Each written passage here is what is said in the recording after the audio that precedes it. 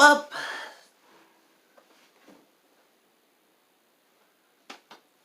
what I think of Yu-Gi-Oh! The first show, I will specifically call the other shows by their second name, like Yu-Gi-Oh! GX. I will just call it GX. And the rest is simple. So, Yu-Gi-Oh! I think it was pretty good. Sure, some of the rules never made sense to me. And as a kid, when I was watching the first season, when it was on Saturday mornings on CW for Kids. What's the video where I talk about how terrible 4Kids is? My honest offense, I really don't like any filler episodes. I'm not saying they're all terrible. I just wish they appeared after a 10 left. Like Seal Horror Calcos. Should have appeared when a 10 left. Actually, if that was simple, I think we would only have a total of 3 seasons. I'm pretty sure season 5 would have been season 3, and that would have been the shortest season ever. Why? There's hardly any episodes. All the characters are great, even some I do like have barely any character development, or a confusing thing they made. I know the writer of Yu-Gi-Oh! Thought it was funny, but not to me. I was confused when I rehear these specific words. Bakura is Zork. I almost said Zark. Either way, I was confused. I hated it. Minus, I just didn't really like it, so Also, I'll add something new to this. What I think. If I was ever ever asked to do a reboot of the whole entire Yu-Gi-Oh! Shows,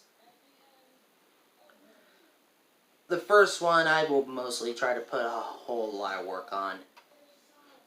Like adding more character development. Like Bakura, he will not be Zork. And also, Bakura is actually one of my favorite villains, but I hated how he was also Zork. So, I'd rather split Bakura, Egyptian Bakura, away from Zork. Because that whole entire thing was stupid, so I would get rid of that. I would sever them, and they're two separate beings. So, yeah.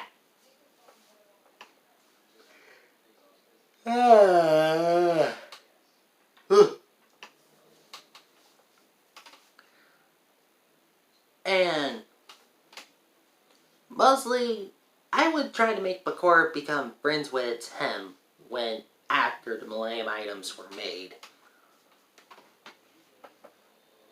Mostly, I would try to say, oh, Bakura doesn't know why that happened, or the other stuff. Mostly, I really thought, when I first saw Evil Bakura, I thought he had a dark bond with other Bakura. Also, I will call the one in the Millennium Ring Bakura 1, and the one not Bakura 2, since they both share the same name for some odd reason. So, Bakura 1, I would change him to have a dark bond with Bakura 2. Like the relationship with Atem and Yugi, but more evil. Mostly, I would try to make Bakura 1 have a more bond, like how their dynamics will change both each other. Like understanding why Bakura 2 has a terrifying deck of ghosts and zombies. For the nicest guy in Yu-Gi-Oh, he has a scary deck. A scary ass one. And I will not forget most of the cards. Like, how does that nice dude have a terrifying deck? Also, I would also give a lot of side characters more development and more story. Like, I'm fine with some, filler episodes. Specifically, filler. Like, 1 or 2 episodes I'm fine with being filler. But, if it lasts for half of the season, or a whole entire season, I would instantly get mad. As a kid, I did like to see the Orichalcos arc. But like I said, they should have appeared after Atem left. Because Atem was basically the biggest threat. Along with Bakura 1. So if I ever had a chance to change Yu-Gi-Oh, I will make the relationship with Bakura 1 and Atem as a childhood friend thing. And also, Bakura 2 dates Serenity. Because for some odd reason, that is one of my favorite ships I ever thought of as a kid. Usually I would try to ship her with the evil Bakura, but I would rather do the nice guy named Nice Girl, because secretly he has a zombie ghost deck and no one doesn't want to try to understand why. And also his dad went insane after finding the Millennium Ring. I'm pretty sure that's mostly it. Also, having conversations with Ishizu. Since she literally can see through the past and the future. And the one problem I have with that, she literally said his name was Yami. As a kid, I thought that was stupid. Like, how do you even spell that name? That doesn't sound like a name, it sounds like a made-up word. After I heard his real name was Atem, after that episode, I thought of, why did everyone keep calling him Yami then? Shizu, you lie. But you're still one of my favorite ships with it. And I still don't know why people ship Shizu with Kaiba. The guy is shipless. Unless you had the woman who created the Blue Eyes White Dragon. Then we have a perfect ship. Since Kaiba is mostly written as I love my blue eyes more than my brother. Also, I would do a lot of things like giving Joey more of a winning count. And also making Taya and Tristan somehow better along with other characters like My Valentine. She was pretty terrifying when she was joining the Cowcos. But, nope, we never saw her again after that. At the end of everything, until the end of Season 5. Either way, I think it was great. Some of the stories should have appeared after Atem.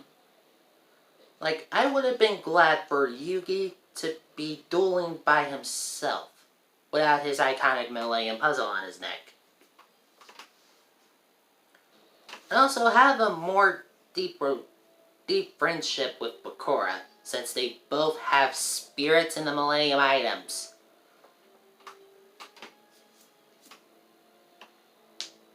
And I would also change the 3 Egyptian god cards. I'm sorry, but some of the Egyptian gods, sure, I believe most of them were real. After I found a video where they were named, 2 of them were actually named after gods, and 1 was just named after a pillar. I'm looking at you, Obelisk. You're named after a pillar. You silly. You're not even count as a god. So if I ever had a chance to rewrite which Egyptian gods, simply enough, I would keep Ra, but change Ra to a look like what he looks like in the pictures in Egypt. We still have bird talents. Okay. You gotta come. Fine. Go! I'm doing a video. So I would keep Ra, but change his design. Also swap Slifer with Anubis. Because I will also put a darker risk. And what would I choose which god to swap Obelisk for? Oh, simply the goddess of war, you know. Ra's daughter, who is a lioness goddess. So, yeah, I would definitely switch those gods for them. Because I would try to make Anubis gain 500 attack points for every monster in the graveyard. And in the anime, I would make it seem like, well, Anubis will be feeding off your life energy.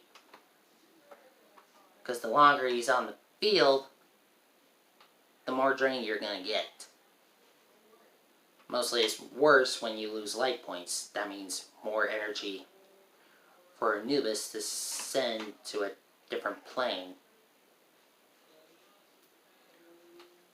Also, I would give the ability Obelisk has to the goddess of war in the Egyptian pantheon. I kind of forgot her name, but I did her when she was born after Ra's eyeball was pulled out. She was a ruthless goddess who had to be drugged to calm down. So yeah, I would switch Obelisk for a savage goddess of war and Slifer for a drain-sucking dog. Mostly Anubis is the god of death. And Ra, I would just change its design. Now, if they were ever fused together, I think the goddess of light would be great, but I would also change her to the, well, basically I would change the goddess of light. I would swap her out with Ra's father, or whatever creator god name is in the Egyptian pantheon. Because there's a lot of gods who can make the universe in all religions. So, yeah. I will give more character development to any character, change some of the stories for Attempt and Bakura 1, and also doing my band shippings. But either way, that's why I think of Yu-Gi-Oh! It's a great show, and I will do Yu-Gi-Oh! GX. Even I never watched Season 4, but I will watch some clips. So, bye, and also I will make Deerbound Bakura's 2 signature card. You know, or other things. Bye. Yu-Gi-Oh rules! Oi!